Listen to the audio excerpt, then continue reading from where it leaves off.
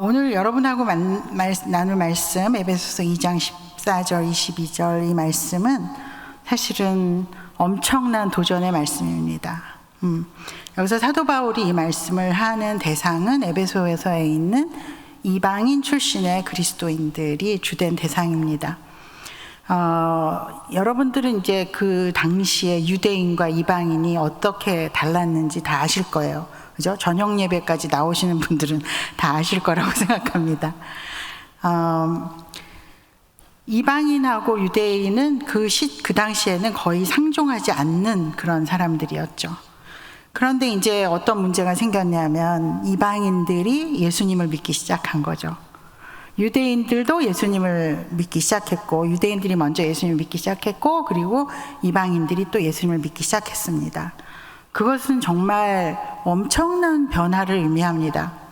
양쪽 모두에게 너무나 어떤 면에서는 새로운 문제 앞에 직면하게 되는 거죠. 그래서 각자 자신들이 어떻게 처신해야 될지가 좀 혼돈스러운 부분도 있었습니다. 그때 이제 사도 바울이 오늘 말씀에서 그들의 새로운 정체성에 대해서 선포를 하고 계시는 겁니다. 특히 이방인 성도들을 향해서 이제 너희는 과거와 다르다 이런 얘기를 하시면서 너희가 어떤 자인가라는 그런 선포를 하고 계십니다. 근데 이거는 동시에 유대인들에 대한 선포이기도 합니다. 근데 너희가 여태까지 생각했던 것처럼 생각하면 안 되고 이제 너희의 정체성도 새로 세워야 되고 이방인들에 대한 생각도 바꿔야 한다라는 그 도전이죠. 근데 이게 지금 이 동네 사람하고 저 동네 사람 이렇게 생각하면 안 돼. 이 정도 얘기가 아닌 거거든요. 이거는 어떻게 말하면 완전히 삶을 뒤집어 놓는 이야기입니다. 특히 유대인들에게 그리고 이방인들에게도 마찬가지죠. 정체성을 변화시키라는 도전입니다. 여태까지 우리는 어떤 사람이야 라고 생각해 왔던 그 정체성을 버리고 새로운 정체성을 가지라 라고 지금 선포를 하고 있는 것입니다. 이방인 출신들 기독교인들의 과거의 정체성에 대해서는 11절 12절에서 이렇게 말씀을 하세요. 오늘 본문 좀 앞쪽에 있는 말씀이죠. 그러므로 생각하라. 너희는 그때 육체로는 이방인이요 손으로 육체에 행한 할례를 받은 무리라 칭하는 자들로부터 할례를 받지 않은 무리라 칭함을 받은 자들이라. 그때 너희는 그리스도 밖에 있었고 이스라엘 나라 밖의 사람이라. 약속의 언약들에 대해서는 외인이요 세상에서 소망이 없고 하나님도 없는 자이더니 라고 말씀하세요. 모든 것에 밖에 있었어요. 이방인들은 모든 것으로부터 소외되어 있었어요. 하나님으로의 언약에서도 소외되어 있었고 하나님의 백성도 아니고 할례도 받지 않았고 할례를 받지 않은 자들이라는 말은 심한 욕이에요. 사실 그냥 할례를 안 받으셨군요 이게 아닙니다. 인간도 아니다 이 말이에요. 인간도 아닌 존재들이었는데 이게 그들의 과거의 정체성입니다. 근데 이제는 아니다라고 말씀을 하고 계시는 거죠. 유대인들은 역사 이래로 자신들을 언약 백성이라고 믿으면서 살고 지금도 그렇게 믿고 있죠. 그리고 이방인들은 그 언약의 밖에 있는 사람들이에요. 그러니까 완전히 다른 세계를 사는 사람들이었단 말이죠. 저주받을 사람들이었죠.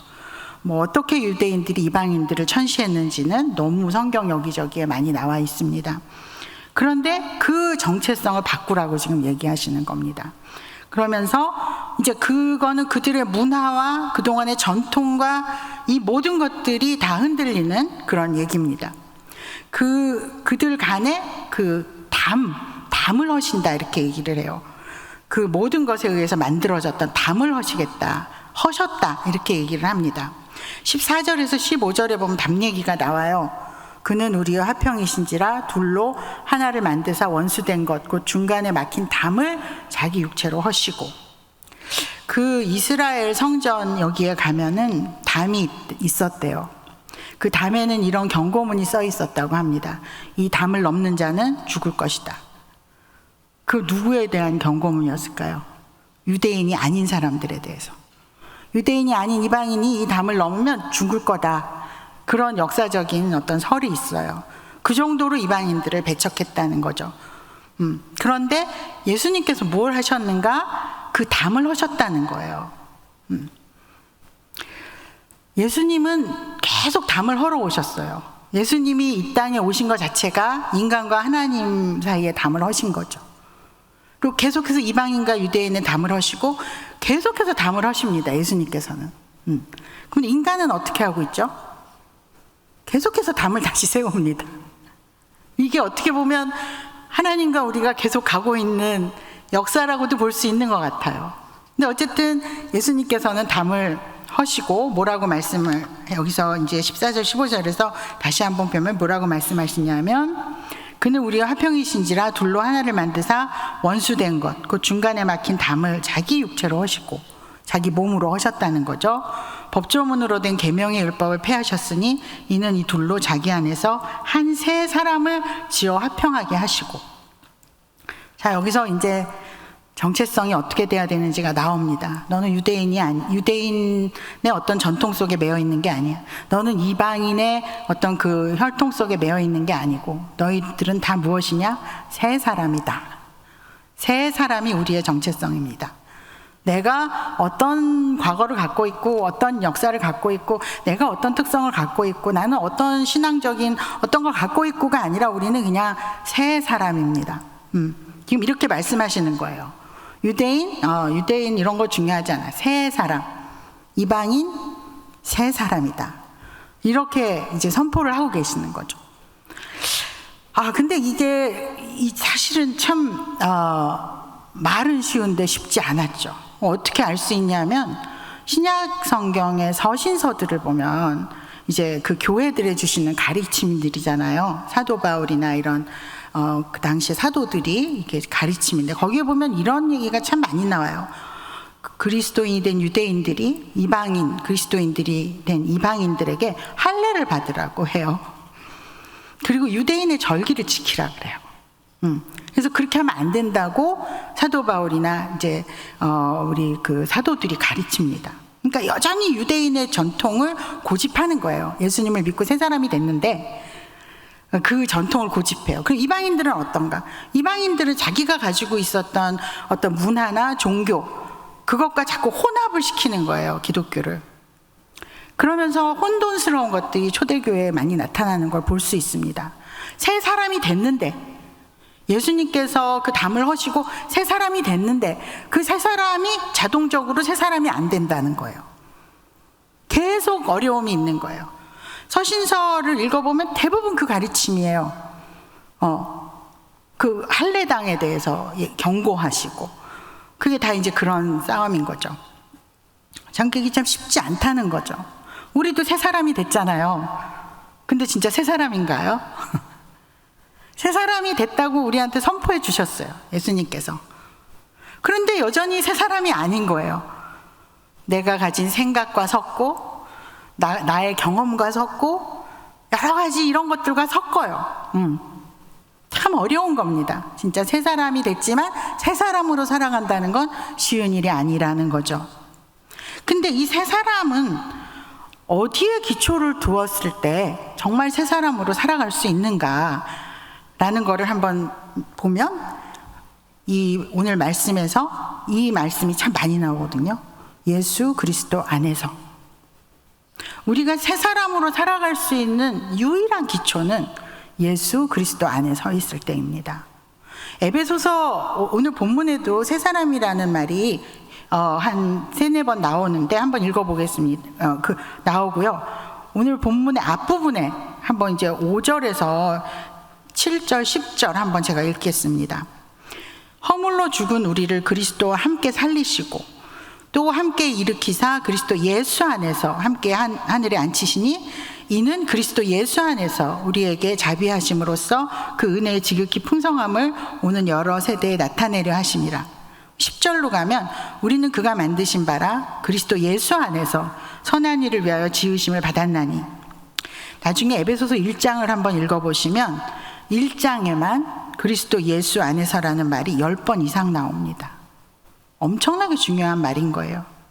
새 사람이라는 것에 분명한 근거를 제시해주고 계시는 거예요. 그냥 예수님 믿었어? 그래 새 사람 이런 게 아니죠.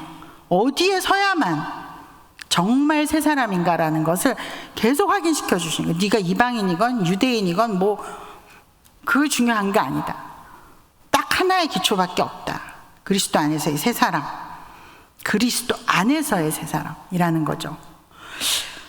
도대체 그리스도 안에 있다는 게 무엇인가? 이걸 그래서 우리는 사실 어떻게 보면 크리스찬들이 평생 동안 생각해야 되는 문제입니다. 이 사람들이 새 사람이라는 얘기를 들었지만 또 막 혼합주의를 가져오고 유대의 전통과 이 종교적 관습을 끌어들이고 이런 일이 역사 속에서 계속 반복이 된단 말이죠. 왜 그럴까요? 정체성의 근거가 잊어버릴 때 그러는 거죠. 정체성의 근거가 흔들릴 때, 희미해질 때. 그럼 뭐가 희미해지는 거예요? 그리스도 안에서가 희미해지는 거예요. 그리스도 안에서 이게 과연 무엇이길래 우리의 정체성을 세워주는 것인가? 유대인들의 새로운 어떤 크리스찬 유대인들, 크리스찬 이방인들의 그 정체성뿐 아니라 오늘날 지금 우리의 정체성도 그리스도 안에서만 세워질 수 있습니다. 그리스도 안에서라는 게 무슨 뜻일까? 에베소서 2장 1절에 보면 이렇게 말씀하시거든요. 그는 허물과 죄로 죽었던 너희를 살리셨도다 라고 얘기하시고, 그리고 8절 9절에서 너희는 그 은혜에 의하여 믿음으로 말미암아 구원을 받았으니 이것은 너희에게서 난 것이 아니요 하나님의 선물이라. 행위에서 난 것이 아니니 이는 누구든지 자랑하지 못하게 함이라. 이게 그리스도 안에서입니다. 그러면 이 말을 다르게 해석하면 뭘까요? 그리스도 안에서라는 말을 다르게 표현하면 오직 하나님의 은혜로라는 말이에요.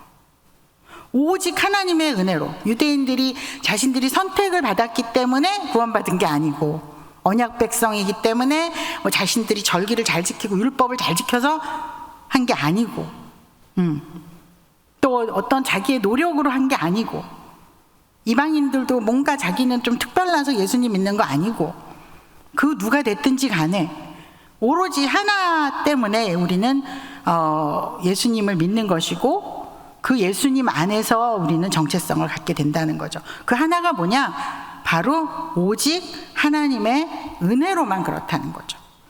우리는 하나님의 은혜로만 구원받는다는 건 너무 잘 알아요. 하나님의 은혜로만 구원을 받았는데 왜 다른 사람과 나의 공로를 저울질할까요? 내가 오로지 하나님의 은혜로 구원을 받았다면 서로 비교하고 저울질할 게 없어요. 내가 좀 더 뭔가를 열심히 했고, 내가 어떤 성과를 냈고, 내가 신앙적으로 더 성숙했고, 다른 사람보다 더 신앙적인 경험을 많이 했다? 그건 다 오로지 은혜로만 가능한 겁니다. 나로부터 나오는 건 없습니다, 사실. 근데 우리는 굉장히 쉽게 하거든요, 그런 거를. 저도 마찬가지죠. 누구나 다 그래요. 쉽게 쉽게 이렇게 할 수 있는 건 왜 그러냐면 그리스도 안에서를 잊어버려서 그래요. 예수님 믿고 열심히 살다가 보니까 예수님 믿고 열심히 산다고 하는데 예수님 없이 열심히 사는 경우도 있어요. 예수님을 위해서 일하는데 예수님 안 계세요.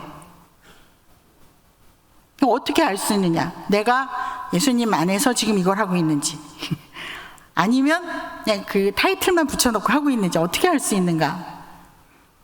누군가의 공로를 가지고 갑론을박을 한다면 이미 은혜와는 좀 거리가 먼 것이다. 그건 다르게 말하면 뭘까요? 정체성이 무너지고 있다는 얘기예요. 그리스도, 우리 물론 헤맬 수 있습니다. 방황할 수 있습니다. 떠날 수도 있습니다. 그러나 우리가 항상 돌아가야 될 곳은 어디냐? 주님이 주신 정체성이에요. 근데 그 정체성은 뭐냐? 그리스도 안에 있을 때만 그것이 세워져요. 그리스도 안에 있다는 건 뭐냐? 오직 하나님의 은혜로 내가 서 있다라는 거예요. 그 고백이에요. 그 고백이 확실하면 확실할수록 우리는 그 누구를 향해서도 함부로 판단할 수 없어요. 아까 제가 우리 그 리더십 교육할 때 그런 말씀을 드렸어요. 정말 왜 저런 사람이 교회에 있지? 어떻게 왜 저런 사람이 있지? 막 이런 생각이 저도 들 때가 있거든요. 그럼 제가 혼자서 막 왔다 갔다 하면서 그래요. 하나님이 사랑하신다. 하나님이 그를 사랑하신다. 그러면서 막 왔다 갔다 해요. 나하고 그하고 똑같은 하나님께서 값을 주셨다. 값을 치르셨다. 나도 전적으로 하나님의 은혜로만 구원받았다. 이거를 계속 혼자서 이렇게 되뇌일 때가 있어요. 그런 일이 생기면. 그거밖엔 해결이 없어요. 저 사람의 장점을 좀 찾아볼까? 저 사람의 어떤 걸 좀 불쌍히 여겨볼까? 불쌍히 여기는 것도 되게 필요한데 그게 한계가 있더라고요. 근본적으로는 하나님의 은혜로 돌아가서 나 자신을 보고 하나님의 은혜로 돌아가서 다른 사람을 봤을 때만 그 문제가 해결이 되는 거예요. 그러니까 그 은혜가 약해지면 인간이 하는 일이 뭐냐? 그 하나님 그리스도 안에서라는 그 부분이 약해지고, 다르게 말하면 정체성이 약해지면 우리가 하는 일이 뭐냐면 담을 다시 세워요. 담을 세웁니다. 세대 간의 담, 우리 좀 전에 그 시간에 세대 간의 그런 소통의 문제도 다뤘거든요. 세대 간의 담을 세워요. 판단하기 시작하죠. 나와 다른 세대를 판단하고 서로. 그리고 이제 서로 막 이렇게 하면서 이제 말도 안 통해 뭐 이런 식으로 이렇게 돼버려. 부부간에도 마찬가지죠. 담을 세워요. 부부간에도 담을 세웁니다. 부모 자녀 간에도 담을 세워요. 교회 안에서도 담을 세워요. 부서 간에도 담을 세울 수 있고, 아니면 같은 부서 안에서도 또 담을 세울 수 있어요. 담 세우는 일을 시작합니다. 우리의 공동체 속에 뭔가 담이 세워지고 있다. 그러면 그 이유는 무엇일까?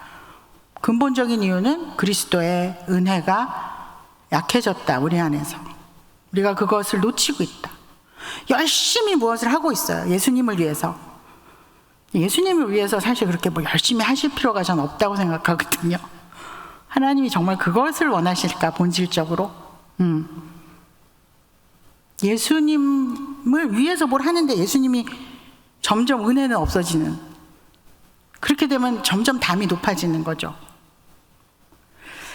그래서 우리가 이렇게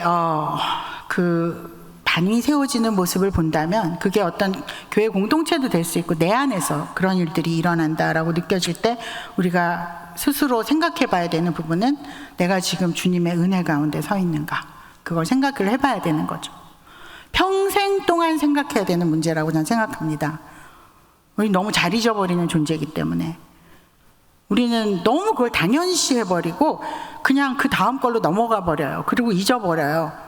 그리고 그 다음에 오는 거에 더 집중해요. 그래서 또 생각하고 어떻게 보면 매일 아침 주님 앞에 나갔을 때 주님, 제가 이런 것도 생각하고 이런 것도 중요한 것 같고 막 여러 가지 생각이 있지만 한 가지 주님께 묻습니다. 제가 그리스도 예수 안에 있습니까? 제가 하나님의 은혜를 오늘도 생각하며 하나님의 은혜 가운데 서 있습니까? 그게 아니라면 내가 계획하는 이 모든 것들을 내려놓아도 좋습니다. 하나님이 뭐가 없어서 우리한테 하라 그러시는 분은 아니거든요. 하나님은 풍성한 분이에요. 하나님께 영광을 돌리기 위해서 그분 자체가 영광이세요. 그래서 우리는 항상 주님의 은혜, 거기에 그 은혜에 대한 감격, 그것으로 인해서 나 자신을 뛰어넘을 수 있는 그 믿음의 자리로 나가야 한다고 생각을 합니다. 그렇지 않으면 담을 쌓는다는 거죠. 계속 담을 쌓아서 주님은 허무시는데 우리는 쌓고 또 허무시면 또 쌓고 이렇게 되는 거죠.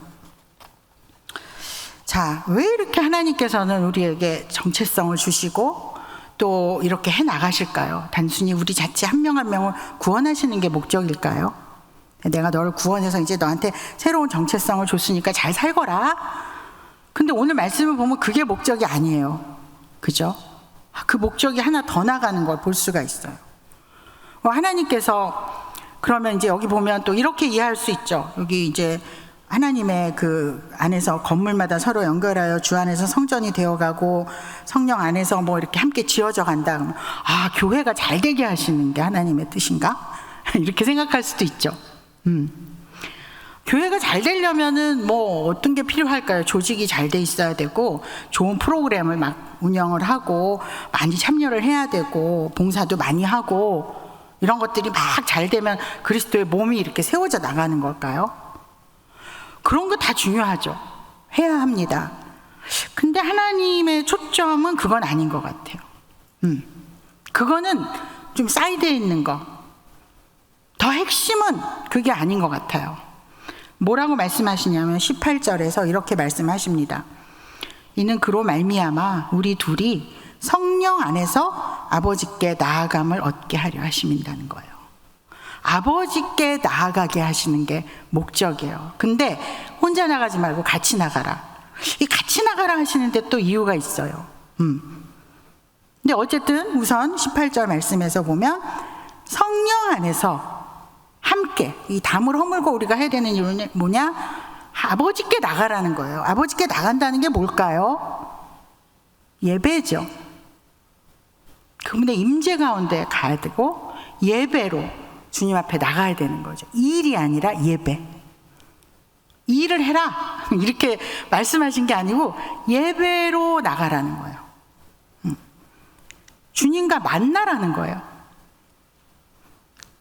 그 자리로 함께 나오기를 원하시는 거예요.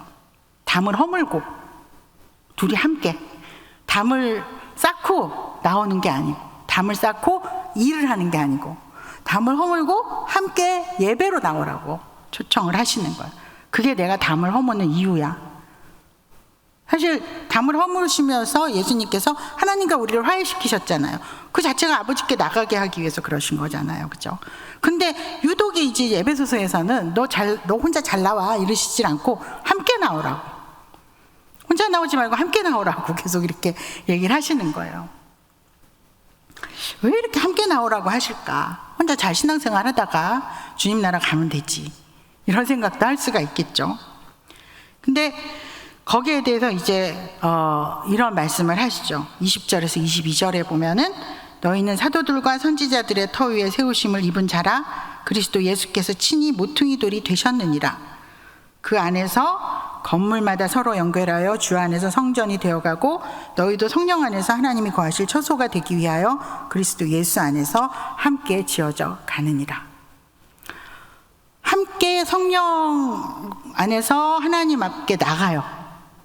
그 나가는 걸 통해서 이제 이루어가는 것이 뭐냐면 함께 지어져 가야 된다고 얘기하세요. 서로 연결이 돼서 지어져 가야 된다는 거예요. 그러면 하나님은 지금 뭔가 하나님의 나라를 우리가 세우기를 원하시고 교회를 세우기를 원하시고 그걸 통해서 뭔가 영광을 받기를 원하시나? 이렇게 생각할 수 있죠. 또 그런 면이 있죠. 근데 말씀을 보면 여기서 사실 지어져 가는 것보다 더 중요하게 느껴지는 것은 서로 연결하여 함께, 이게 굉장히 강조된다라는 거예요. 근데 사실 어떻게 생각해보면 우리가 참 아름다운 말이에요. 함께 한다는 건, 그죠? 아내와 남편이 함께하고 부모와 자녀가 함께하고 어린아이와 이렇게 함께라는 말은 참 좋은 말이에요. 교회 안에서도 함께 이렇게 뭔가 세워나간다는 게 얼마나 아름다운 얘기입니까? 근데 쉽지 않은 얘기죠. 우리가 다 경험을 해보지만 무엇인가 함께 한다는 건 쉽지 않다.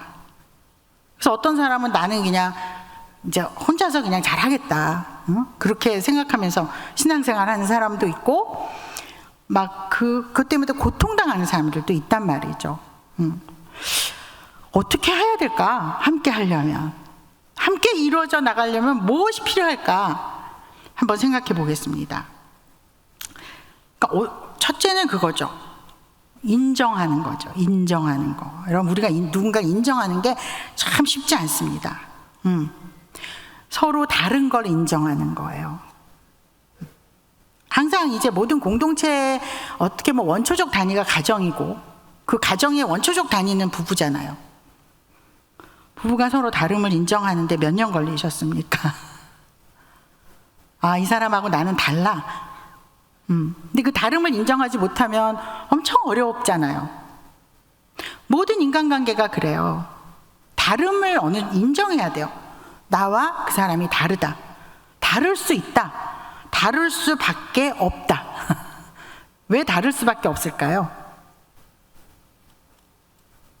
다 살아온 경험이 다르고 이게 달라서 다른 것도 있지만요, 하나님께서 다르게 지으셨어요.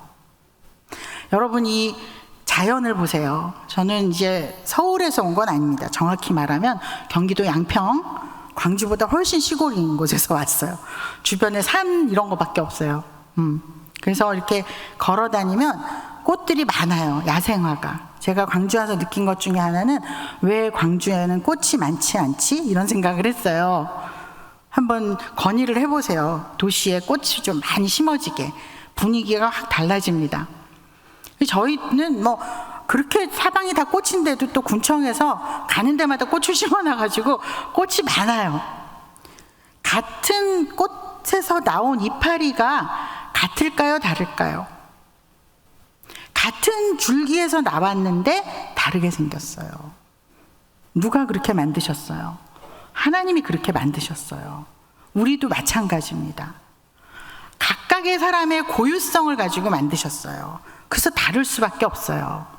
그 다른 것을 틀린 것이다라고 말하면 안 돼요. 물론 틀린 것도 있을 수 있어요. 어떤 면에서 그거는 또 그 문제고요. 각자가 가지고 있는 개성이나 성격이나 모양새나 다 다를 수밖에 없고, 또 하나님 재미있으신 게 우리를 각각 다른 삶을 살게 하시는 거예요.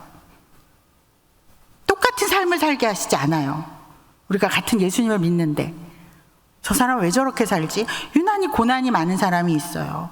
어떤 사람은 병 한 번 안 걸리고 90까지 사는 사람이 있어. 또 어떤 사람은 맨날 골골거리면서 사는 사람이 있어요. 그럼 병 한 번도 안 걸린 사람이 골골거리는 성도한테 믿음이 없어서 그런다 그러면 어떻게 되겠어요? 그런 말 하면 안 되죠. 그는 그 과정 속에서 또 하나님이 주신 삶을 살아내고 있는 거예요. 자기가 건강하다고 남한테 그렇게 하면 안 되죠. 뭐 예를 들면 공부를 잘 못하는 애가 있어요. 공부를 잘하는 애가 있어요. 너는 왜 이렇게 공부를 못하니? 그러면 안 되죠.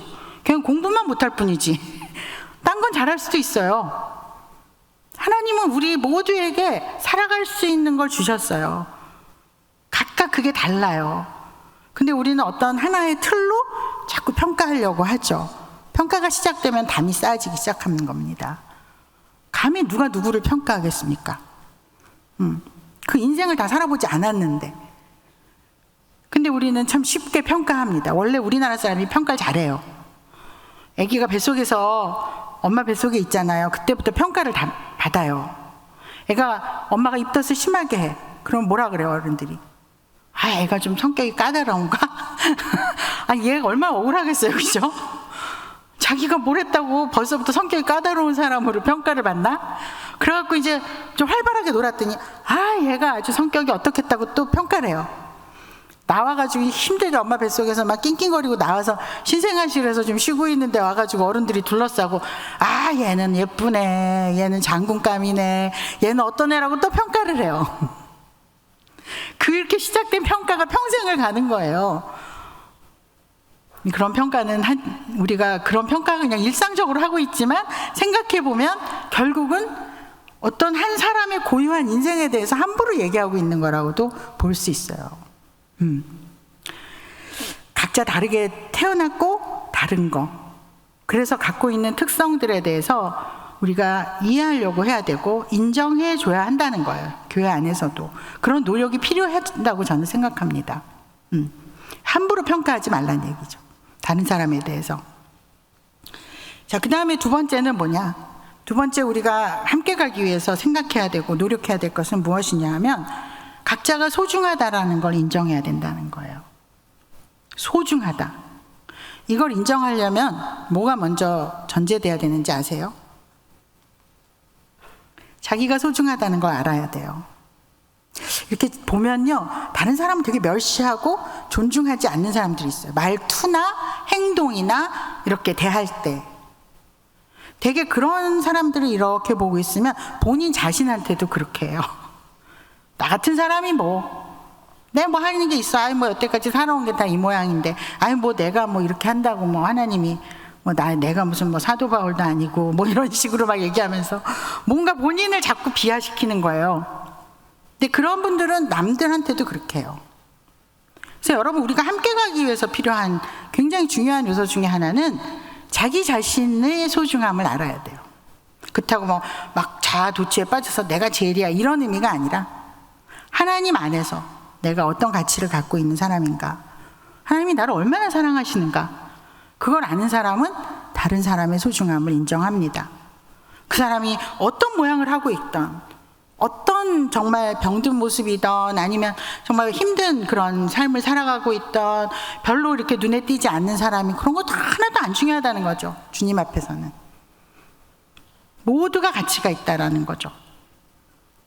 그 가치를 발견하면 발견할수록 우리 각자의 인생도 주님 안에서 훨씬 자유해지고 또 그 자유함을 가지고 다른 사람들을 더 우리가 관용하고 포용할 수 있다라는 거죠. 자기 자신이 움츠려져 있고 자기 자신의 가치를 잘 인정하지 못하고 그래서 뭔가 남들에게 항상 보여줘야 되고 과시해야 되고 그렇지 않으면 안심이 안 되고 그런 사람일수록 자유하지 못하죠. 계속 뭔가에 매여 있죠. 그리고 그 기준으로 다른 사람을 또 자유하지 못하게 묶게 됩니다. 그래서 우리가 주님 앞에서의 나의 가치를 주님께 물을 필요가 있어요. 하나님은 늘 똑같이 답해 주세요. 너는 가치 있는 자야. 내가 너를 위해 아들을 줬다. 나는 너를 있는 모습 그대로 사랑하고 너를 보기만 해도 난 너무 기뻐서 춤을 출 것 같아. 이렇게 말씀하시는 거죠. 제가 예전에 유아부도 좀 섬겼거든요. 유아부 좀 섬겼었는데 그때 어떤 한 선생님이 되게 열심히셨어요. 근데 이제 이렇게 반별로 애들 모임을 하잖아요. 애기들. 그럼 꼭 주일마다 애기들 회개를 시키세요. 회개를 시키셔요. 이번 주일에 동생하고 싸운 사람, 엄마 말 안 들은 사람 다 하나님 앞에 회개하자. 너희가 그렇게 하면 하나님이 너희를 기뻐하시지 않아. 제가 거의 기절하는 줄 알았어요.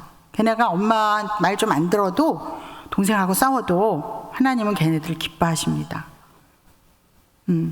그래서 제가 말을 못했지만 그 선생님에게 뭐라고 말하면 또 상처받으실까봐 제가 말을 못했지만 속으로 생각했어요.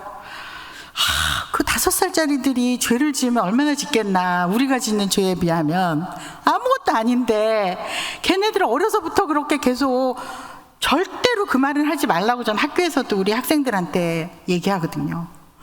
부모가 돼서 자녀를 키울 때도 네가 그렇게 행동하면 하나님 기뻐하시지 않아라는 말 하지 말라고. 그냥 너는 그건 잘못된 행동이니까 고쳐라. 끝. 왜 하나님의 입장을 대변하냐고 물어봤냐고. 하나님이 걔가 그랬을 때 기뻐하시지 않는지 그래도 여전히 사랑하시는지 걔를 너무 귀히 여기시는지 그런 거 물어봤냐고 하나님께. 물어보지도 않고 자기가 다 아는 척하면서 하나님인 것처럼 너가 그렇게 하면 하나님이 슬퍼하시지 기뻐하시겠니? 왜 그런 말을 함부로 하는 거냐. 그런 말을 듣고 자랄수록 자기에 대한 가치는 점점 약해지고 기반도 약해지고 그냥 남들한테 잘 보이려고 살고 인정받으려고 살고 심지어는 이제 정죄감 속에서 살아갈 수도 있어요. 그게 너무 심해지면. 기독교 교육에서는 굉장히 중요한 요소입니다. 자녀를 키우실 때도 그런 말 하지 말라 그러는데 제가 너가 그렇게 하면은 엄마가 너무 슬퍼. 근데 엄마가 슬픈 거는 맞을 거예요. 엄마가 말하는 거니까. 근데 걔가 왜 엄마를 기쁘게 해주기 위해서 살아야 돼요? 걔는 자기 인생을 사는 거예요. 그렇게 애를 계속 키우면 그런 아이는 엄마를 기쁘게 해주기 위해서 살아요. 자기 인생을 사는 게 아니라. 그래서 그렇게 하지 말라고 하거든요. 사람의 어떤 인생 자체에는 그 사람이 가지고 있는 독자적인 게 있어요. 하나님이 주신. 그걸 존중해 줘야 돼요. 그랬을 때 본인들이 소중하다는 것을 확인하게 돼요. 우리가 서로 소중한 존재라는 걸 인정하고 나의 주관적인 입장에서 뭐 하나님이 기뻐하신다 안 기뻐하신다 이런 얘기는 함부로 하면 안 된다라는 거죠. 어떤 사람은 되게 점잖고 젠틀하고 막 친절해요. 그럼 사람들이 그런 사람 보면 믿음이 좋다 그래요. 보통. 어떤 사람은 그냥 막 정신이 없고 그냥 지금도 막 도대체 예수님 믿는 건지 안 믿는 건지 막 옷도 이상하게 입고 오고 말도 막 험하게 해요. 그럼 사람들이 저 사람 믿음이 없다 그래요. 맞는 말일까요? 틀린 말일까요? 맞을 수도 있지만 틀릴 수도 있습니다. 한 사람은 교육을 잘 받고 자랐어요. 그렇게 살라고. 근데 아직 하나님을 못 만났을 수도 있어요. 그냥 교육의 결과일 수도 있어요. 이쪽의 사람은 교육을 잘 못 받고 자랐는데 지금 하나님을 만나가지고 막 안에서 뭐가 막 움틀거리고 있을 수도 있어요. 주님의 평가 기준은 달라요, 우리하고. 절대로 외모로 보시지 않습니다. 그래서 소중한 거예요. 모든 사람이 소중한 거예요. 어떤 하나의 기준으로 가치를 평가할 수 없다. 하나님만이 우리의 가치를 평가하실 수가 있습니다. 평가를 잘 안 하시죠, 하나님은. 사실은 잘 안 하십니다. 우리가 맨날 중간고사 학기말고사 보듯이 하나님이 우리를 평가하신다면 이 자리에 남아있을 사람이 별로 없을 거라고 생각합니다. 저를 비롯해서. 평가를 안 하시죠. 바라 지켜봐 주시고 격려하시고 바른 길을 제시해 주시죠. 자, 그 다음에 세 번째는 뭐냐. 저도 이걸 배우는데 참 오랜 시간 걸렸어요. 우리는 서로 필요한 존재라는 거. 저는 굉장히 혼자서 뭘 잘해요. 그리고 혼자 하는 걸 편안해해요. 성격이. 그리고 남들하고 같이 하다 보면 기다려야 되고 또 그 사람한테 맞춰야 되고 그런 게 다 귀찮아서 항상 모든 일을 혼자 다 처리를 해버립니다. 그냥 후다닥닥닥 다 처리를 해버리고 이제 일 끝났다 이런 걸 좋아하는 면이 있었어요. 근데 그렇게 하면 안 된다고 주님이 자꾸 저한테 사인을 주시더라고요. 그건 아니다. 그리스도인의 삶이 내가 너 일 시키려고 너 구원한 거 아니다. 함께 가는 법을 좀 배워라. 그래서 제가 그랬어요. 속으로. 아니 함께 가는 것도 중요한데 이 일의 효율성이 중요하고 저 사람하고 함께 가려니까 속이 터지고 주님 일도 잘 진행이 안 되고 그런데 그게 꼭 가야 됩니까? 저 사람 저한테 필요 없어요. 그냥 저 혼자 다 할 수 있어요. 이렇게 약간 마음속으로 생각을 했었는데 하나님께서 여러 가지 경험을 통해 가지고 엄청 어떤 때는 말씀으로 막 책망하시기도 하고 그거는 다른 그리스도인의 삶이 아니래요. 너가 어떻게 감히 그렇게 말하냐? 필요하지 않다고. 우리는 서로 필요한 존재라는 거예요. 서로 필요한 존재라는 거예요. 내가 그 사람한테 뭘 돈을 주고 뭐 현실적인 도움을 줘서가 아니라 그냥 같이 있음으로써 그 사람이 내 옆에 있다는 것 자체가 나에게 공급해 주는 게 있는 거예요. 그래서 저는 많이 아픈 경험이 있었거든요. 많이 심하게 아팠었어요. 그때 많이 깨달았어요. 전 그 전까지는 다 혼자 했어요. 근데 아프니까 아파도 얼마나 의지력이 강했는지 나는 이걸 다 혼자 해낼 수 있어. 엄청 의지의 여인이었거든요. 근데 이제 점점 약해지니까 누군가 옆에 있기만 해도 좋더라고요. 전 그런 경험을 처음 했어요. 이런 게 함께 하는 거구나. 나는 혼자 살 수 없는 존재구나. 나는 누군가 함께 가야 되는 존재구나. 물론 주변에 사람들이 있었죠. 근데 제 의식은 항상 혼자 가는 거예요. 다 내가 책임지고 가야 돼. 뭐 이런 게 너무 강했고, 그냥 하나님이 왜 이렇게 함께 있으라고 하는가, 그리고 다른 사람의 필요를 인식하기를 원하시는가, 그런 질문이 참 많았었어요. 일만 잘 되면 되지 않아? 뭐 이런 생각. 그러니까 말로는 그렇게 안 해요. 제가 말로는 우린 다 필요한 존재고 함께 가야 됩니다 이렇게 하지만 사실 속으로는 혼자 다 잘할 수 있을 것 같은 거예요. 하나님이 혼자서 다 잘하는 거를 그렇게 기뻐하시지 않는다는 것도 이제 알게 해주셨고, 이제 조금 뒷부분에서 제가 말씀을 드리겠습니다. 주님이 원하시는 게 과연 뭐였는지, 함께 함으로써 제가 다른 사람의 필요한 존재라는 걸 인식하면서 제가 깨달아야 되는 게 뭐였는지, 하나님 알게 해주시는 게 뭐였는지. 자, 근데 이렇게 가기 위해서는 우리가 결국 최종적으로 다시 돌아가야 될 지점은 뭐냐? 우리가 그리스도께 초점을 맞춰야 된다는 거예요. 그리스도께. 이것과 관련해서 저는 빌립보서 2장 1절에서 11절 말씀이 굉장히 잘 설명해 주시고 있다고 생각합니다. 제가 한번 빌립보서 2장 1절에서 11절 말씀을 한번 읽겠습니다.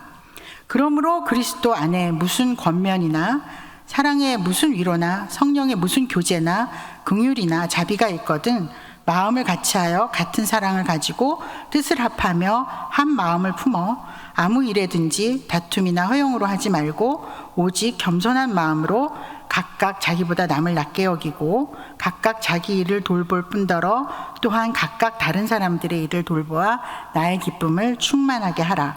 너희 안에 이 마음을 품으라. 곧 그리스도 예수의 마음이니 그는 근본 하나님의 본체시나 하나님과 동등됨을 취할 것으로 여기지 아니하시고 오히려 자기를 비워 종의 형체를 가지사 사람들과 같이 되셨고 사람의 모양으로 나타나사 자기를 낮추시고 죽기까지 복종하셨으니 곧 십자가에 죽으심이라. 이러므로 하나님이 그를 지극히 높여 모든 이름 위에 뛰어난 이름을 주사 하늘에 있는 자들과 땅에 있는 자들과 땅 아래에 있는 자들로 모든 무릎을 예수의 이름에 꿇게 하시고 모든 입으로 예수 그리스도를 주라 시인하여 하나님 아버지께 영광을 돌리게 하셨느니라. 자, 빌립보서 2장의 핵심적인 말씀을 저는 아무 일에든지 다툼이나 허영으로 하지 말고 오직 겸손한 마음으로, 이거라고 생각합니다. 각각 자기보다 남을 낮게 여기고, 이게 무슨 마음이냐면 바로 그리스도 예수의 마음이라는 거예요. 근데 그 마음을 품으라는 거예요. 너가 일 잘하는 거 그거 중요하지 않아. 너가 그리스도 예수의 마음으로 일을 하고 있느냐.